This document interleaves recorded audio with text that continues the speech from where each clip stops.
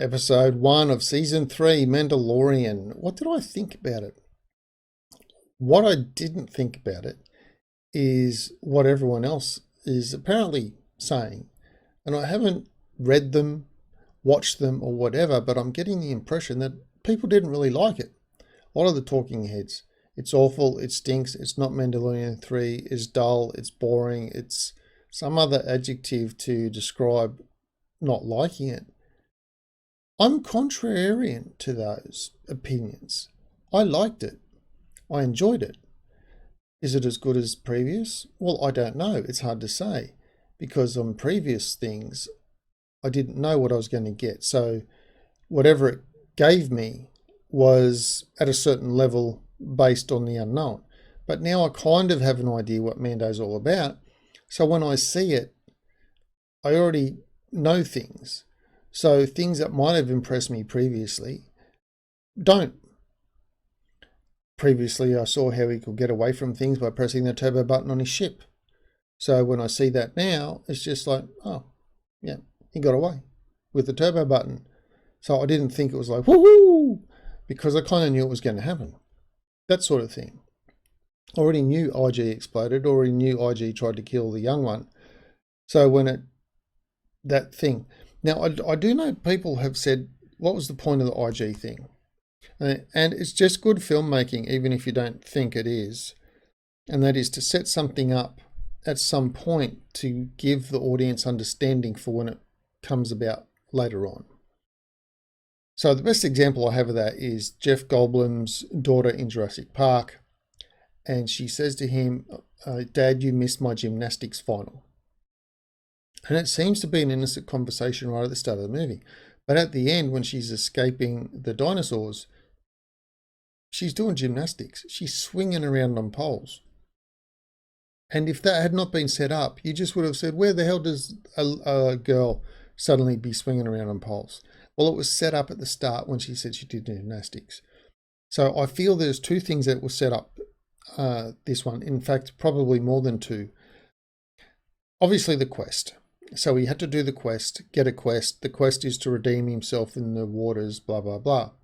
But to do that, he now needs other sub-quests. So he's got the sub-quest of the robot. So we had to see how that came about.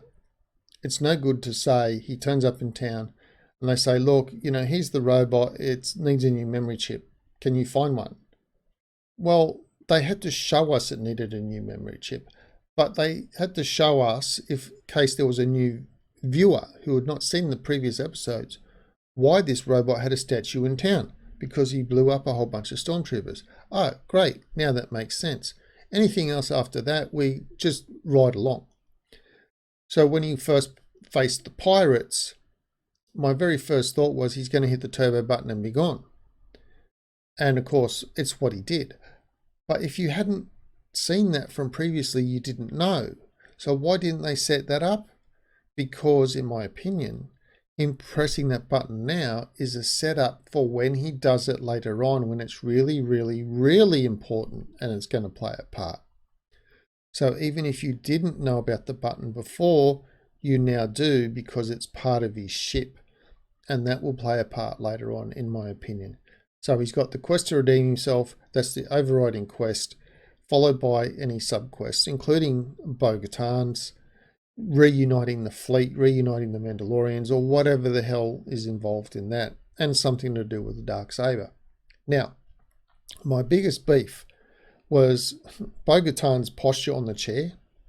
I don't know, she was like, felt my impression of like a Roman Caesar, leaning back, getting grapes fed to them, or like some Egyptian thing with slaves waving palm fronds to cool them down. That was all that was needed in her posture. I was just expecting her to be sitting there in a toga the way she was sitting there. It just didn't seem right, but fair enough. My biggest beef, though, was the Mandalorians at the start with the water creature or whatever the hell that was. Okay, the young ones didn't have jetpacks. Pick them up and fly away. All you other silly buggers have jetpacks. Fly the fuck away. Don't get hand-to-hand combat involved with this big, huge creature, which is like 5,000 times your size or something stupid. Fly the fuck away. get up on the hill that overlooks the area. You've all got ranged weapons. Lay down suppressing fire with your ranged weapons. Done. Deal's done. It can't get you because you're on the hill.